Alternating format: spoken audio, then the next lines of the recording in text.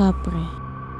Usap-usapan na naman ng umaaligid na kapre sa masukal na bayan ni Ven.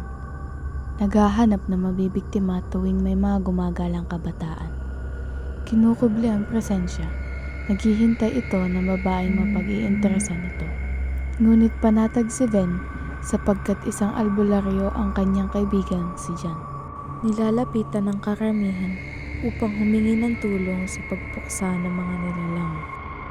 Isang gabi, lumabas mag-isa ang dalaga upang gawin ang inuutos sa kanya. Nakasalubong niya ang kaibigang si Jan, pero hindi ito namansin.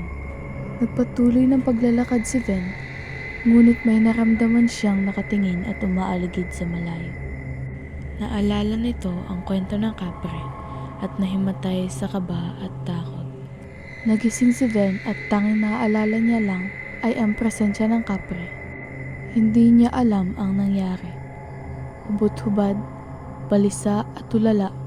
Napansin niyang nasa damuhan pa rin ito. Nakita niyang may tumatakbo papalayo at sa isip-isip nito ay tumatakas na ang kapre. Nakalipas ang nangyari, hindi na nila mahanap ang kaibigang si Jan. Umusbong ang balita at simula nun ay hinahanap na siya ng buong bayan. Wala namang palang kapre. Ang dating nilalapitan upang hingan ng tulong, ngayon ay nilalapitan upang ikulong.